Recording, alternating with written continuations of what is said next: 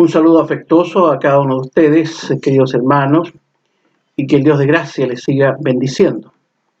Quiero leer en esta ocasión, en la carta primera del apóstol Pedro, primera de Pedro, capítulo 2, leeré algunos versículos de los cuales voy a estudiar del 1 al 10, pero leeré solamente algunos en este momento. Dice así la palabra del Señor. Dejando pues toda malicia y todo engaño y fingimientos y envidias y todas las detracciones, desead como niños recién nacidos la leche espiritual sin engaño, para que por ella crezcáis en salud.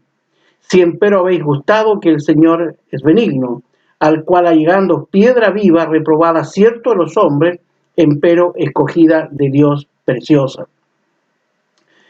Más vosotros sois linaje escogido, real sacerdocio,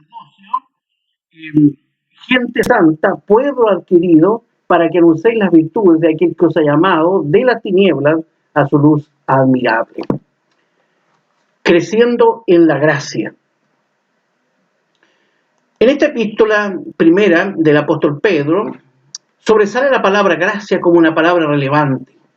Gracia, que es el don y favor inmerecido de Dios al hombre, a ese hombre culpable y pecador, en la cual Él nos ha dado todo aquello que no merecemos. Gracia que nos salva, gracia que nos transforma, que nos santifica y que nos da una nueva identidad moldeada ya no por el mundo, sino por la gracia y por los frutos de esa gracia. Y vivir en la gracia no es tener una religión, es vivir en comunión con Cristo, es vivir a Cristo en una vida regenerada, en una vida santa, en una vida guiada por el Espíritu de Dios, en un santo temor a Él, en una vida en constante crecimiento. Una vida en la gracia se muestra en los efectos visibles de esa gracia, y eso es lo que otros pueden ver de nuestra propia vida cristiana. La vida en la gracia lleva a la madurez espiritual, lleva al crecimiento sostenido en esa misma gracia. Este crecimiento no es una conquista de la carne, es la obra completa y perfecta de Dios en Cristo y a favor de sus hijos, a favor de su pueblo. Y para que este crecimiento, del cual yo quiero hablar en esta oportunidad, sea sostenido, es necesario un alimento sano, como dice el versículo 2, un fundamento sólido en nuestra fe, como dice el versículo 4 al 8, y también un servicio eficaz en nuestra acción diaria, continuada y permanente, como dice el versículo 9 y 10.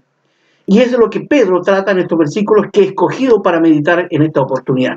Veamos entonces, primeramente, el crecimiento en la gracia, el crecimiento espiritual se demuestra en lo que rechazamos y en lo que deseamos. Versículos 1 al 3. Quiero que tengan sus Biblias ahí abiertas, quienes puedan, para que sigan el hilo, ¿cierto?, de la meditación de lo que en este momento estamos considerando. Primeramente, se nos manda a dejar todo lo que es pecaminoso. Versículo 1, dejando pues toda malicia y todo engaño y fingimientos y envidia y todas las detracciones. Aquí el concepto dejar es desechar, es poner a un lado, es sacarse de encima algo, es tirar lo sucio, como quien bota la ropa sucia. Ahora, ¿qué deberíamos dejar? Pedro dice aquí varias cosas. Toda malicia, lo malo que sale del corazón y que daña a nuestro prójimo, sea esto en sentimientos o en acciones directas. Hay que dejar todo engaño, dolon, como dice ahí el griego, de lo que es tramposo, toda actitud engañosa, todo fraude. Fingimientos también dicen. Fingimientos que es hipocresía, que es simulación, que es lo falso y mentiroso. Lo propio, lo que vemos en este mundo continuamente. Y también se refiere al legalismo religioso, como los fariseos, a los cuales el Señor mismo censura, ahí en Mateo 23, 28, que dicen: así también vosotros, de fuera os mostráis justos a los hombres, más de dentro llenos estáis de hipocresía e iniquidad. Envidias, que es el disgusto por la prosperidad de otros, propio también de la carne. Hay que dejar también las detracciones, catalias, como dice el griego, que es hablar mal de otros, con maledicencia, con murmuraciones, ¿cierto? O lo más duro, chisme. Así que para crecer, entonces hay que renunciar a estos pecados y a tantos más, tan propios de nuestra cultura, tan propios de este mundo. También el crecimiento incluye deseos, no solo dejar, sino que también tomar y desear, especialmente el alimento sano, el alimento, ¿cierto?, espiritual, Dice el versículo 2 aquí: desead como niños recién nacidos la leche espiritual sin engaño, para que por ella crezcáis en salud o en salvación. Pedro aquí está comparando el deseo intenso del creyente con el deseo de un niño recién nacido por la leche materna, llamándonos aquí a desear el alimento para el alma, para el espíritu, que es nuestro alimento del cristiano. Debemos entonces alimentarnos de la leche espiritual verdadera, que nos da entendimiento y que nos lleva a la madurez en la fe. Esta figura de la leche que Pedro usa aquí es la acción de la palabra de Dios, y especialmente se refiere a las doctrinas fundamentales de nuestra fe, del cristianismo bíblico. Así que necesitamos alimentarnos de las Sagradas Escrituras, desearlas, hermanos, intensamente. Y la iglesia también, es su responsabilidad, es enseñarlas sin adulterarlas. La indiferencia por la palabra de Dios claramente es un síntoma de debilidad espiritual, que detendrá finalmente nuestro crecimiento espiritual en esta vida de salvado, en esta vida de salvación en la cual estamos. Incluye también esto gustar al Señor, como dice el versículo 3. Si empero habéis gustado que el Señor es benigno. Dice aquí Pedro que los hijos de Dios ya gustamos la bondad y la gracia del Señor. Lo que también David dice en el Salmo 34:8.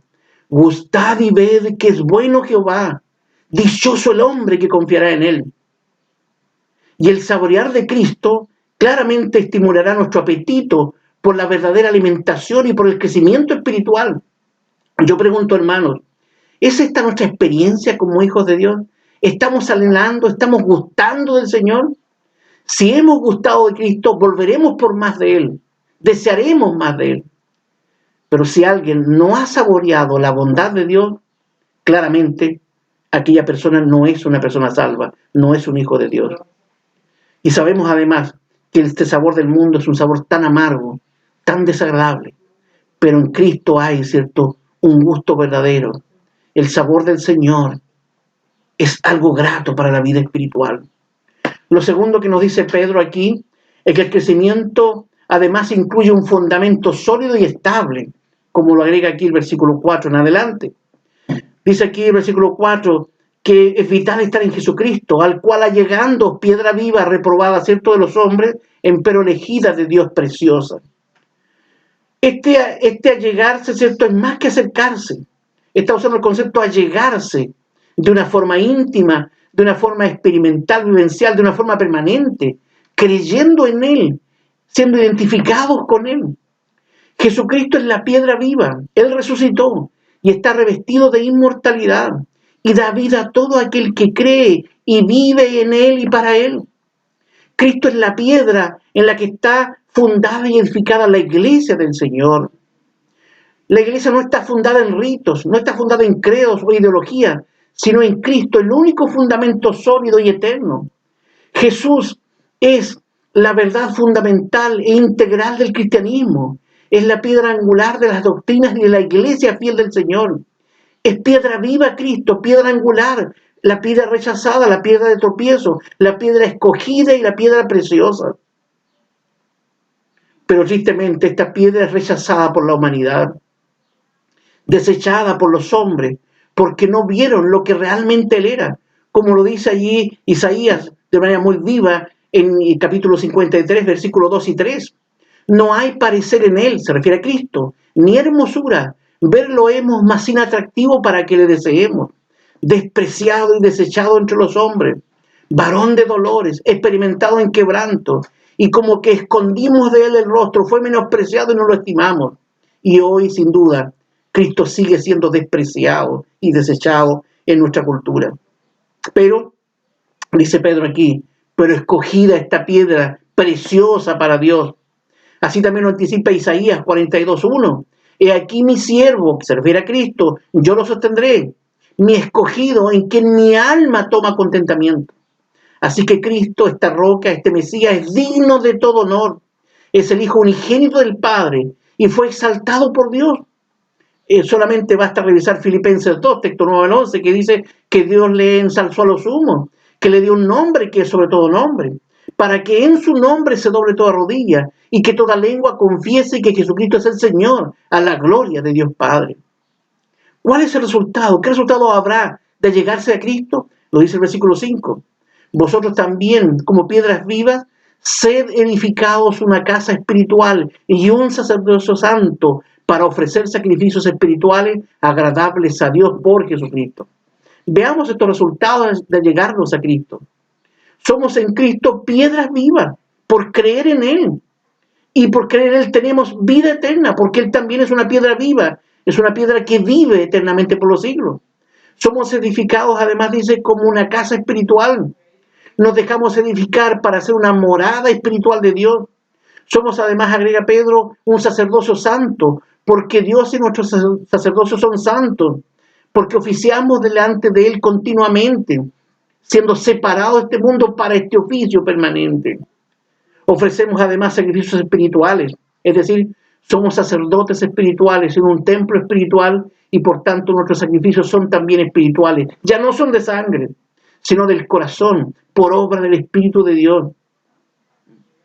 Entre estos sacrificios están, por ejemplo, la oración, los sacrificios espirituales, la oración, la ofrenda, la alabanza, el bien hacer hacia los demás, la ayuda mutua y especialmente la entrega en sacrificio vivo al Señor.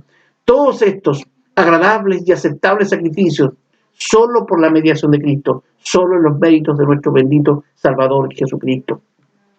La Biblia además afirma y confirma nuestra edificación en Cristo, dice el versículo 6, por lo cual también contiene la Escritura, y aquí pongo en Sión la principal piedra del ángulo, escogida preciosa, y el que creyere en ella no será confundido o avergonzado. Todo lo que ya ha dicho Pedro lo confirma aquí con las profecías de Isaías 28:16. Dice ahí, por tanto, el Señor Jehová dice así: he aquí que yo pongo y fundo en Sión una piedra, piedra de fortaleza, de esquina, de precio, de cimiento estable. El que creyere no se apresure. La profecía esta que cita a Pedro ratifica la edificación de la iglesia sobre la piedra angular que funda, que orienta y que traza el edificio. Es lo que Cristo hace como cabeza de la iglesia. Los que hemos creído en Cristo como nuestro Salvador nunca seremos avergonzados, porque estamos firmes y sostenidos en la persona de Cristo, en su obra perfecta. Y la Biblia confirma nuestra salvación y confirma nuestro crecimiento en Él. Se nos muestra además que Cristo, la roca, es fundamental para el creyente. Lo dice el versículo 7 de este capítulo que estamos tratando. Ella es pues honor a vosotros que creéis, mas para los desobedientes, la piedra que los edificadores reprobaron, esta fue hecha cabeza del ángulo. En este versículo Pedro une dos citas del Antiguo Testamento. Está refiriéndose a Salmo 118:22 y también a Isaías 8:14 y 15. Y esto para insistir en lo precioso, en lo valioso y en lo honorable que es nuestro Salvador, el gran privilegio que tenemos por la gracia del Señor. Pero también Cristo será el juez de los incrédulos, no solamente el Salvador de sus hijos, sino que también el juez de los incrédulos, como lo dice el versículo 8, que también va a ser piedra de tropiezo y roca de escándalo a aquellos que tropiezan en la palabra, siendo desobedientes, para lo cual también fueron ordenados. Pedro cita otra vez aquí Isaías 8:14, donde dice que Cristo es piedra de tropiezo y de escándalo para los incrédulos, para que no creen en Cristo como el Mesías, como ya dice Pablo allí en 1 Corintios 1:18, que la palabra de la cruz es locura a los que se pierden, y un día tendrán que enfrentarse con el juez por su propia incredulidad. Dios libre a muchos que viven en este estado de incredulidad, de dar las vueltas a las espaldas al Señor, distante del Señor, que no le buscan como Salvador, como Señor de su vida. Y lo último que nos dice Pedro aquí, versículos 9 y 10, que el crecimiento se demuestra en nuestra posición y en nuestro compromiso en servicio fervoroso al Señor. Los cristianos recibimos una posición de privilegio. Versículo 9, dice Pedro: mas vosotros sois linaje escogido, real sacerdocio, gente santa, pueblo adquirido. Veamos estos privilegios muy rápidamente. Primero, somos linaje escogido. A diferencia de los incrédulos, somos un tesoro precioso para Dios, linaje escogido por Dios y para Él. Somos real sacerdocio para Dios por medio de Cristo, para oficiar y andar delante de Dios cada día. Somos gente santa, separados de entre el mundo para ser pueblo único de Dios, para glorificarle y para servirle en este mundo. Somos pueblo adquirido, escogido y salvado para formar su iglesia, para ser su posesión y su propiedad privada, comprada por el precio de la vida misma de Cristo, como dice Pablo, 1 Corintios 6:20, porque comprado soy por precio. Y como agrega Pedro, 1 Pedro 1:18 y 19, sabiendo que habéis sido rescatados no con cosas corruptibles como oro o plata, sino con la sangre preciosa de Cristo, como de un cordero, y sin mancha y sin contaminación. Ahora, hermanos, ¿cuál es el compromiso y servicio que tenemos como pueblo de Dios? Lo dice el versículo 9, la segunda parte. Para que anunciéis las virtudes de aquel que os ha llamado de las tinieblas a su luz admirable. Es decir, para anunciar. Esa es la razón de nuestra existencia. Originalmente esta palabra significa comprobar por todas partes, significa publicar las virtudes, o arete, como dice el griego, excelencia, la preeminencia, la bondad y las proezas de Dios. Eso es lo que tenemos que proclamar, que nos ha salvado, sacándonos de las tinieblas y poniéndonos ahora en su luz admirable. Anunciemos con el ejemplo el cambio que produce el evangelio precioso. Por lo tanto, brillemos en las tinieblas, mostrando así el cambio obrado por Dios, por su Espíritu y por los medios de gracia en nuestra vida. Finalmente, los cristianos por todo esto somos bendecidos, como lo confirma el versículo 10. Vosotros que en el tiempo pasado no erais pueblo, mas ahora sois pueblo de Dios. Que en el tiempo pasado no habías alcanzado misericordia, y ahora sin duda que la tenemos. Pedro aquí hace algunas comparaciones. Hubo un tiempo en que no éramos pueblo de Dios, citando la profecía allí de Oseas 1. Solo Israel era el pueblo de Dios y los gentiles estábamos ajenos a esa promesa, como dice Pablo en Efesios 2, versículos 2 y 13, que en aquel tiempo estabais sin Cristo, alejados de la República de Israel y extranjeros a los pactos de la promesa, sin esperanza y sin Dios en el mundo. Más ahora en Cristo Jesús, vosotros que en otro tiempo estabais lejos, habéis sido hechos cercanos por la sangre de Cristo. Así que ahora, por la gracia de Dios en Cristo, somos su pueblo, alcanzados por su amor y por su misericordia, a los que no teníamos ningún recurso, ni capacidad, ni mérito, y siendo aún sus enemigos, nos salvó solo por su gracia. Este alto privilegio debe, hermanos, movernos de manera profunda y completa a servirle, proclamando su evangelio por todos lados.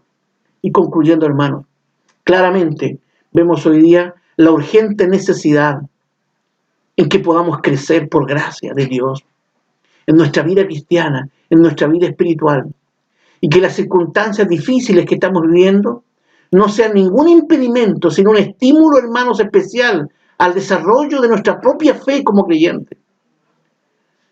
No crecer en la fe sería no apreciar nuestra salvación, no valorar la salvación que tenemos en Cristo. Así que preocupémonos en dejar el pecado y alimentarnos de la palabra de Dios.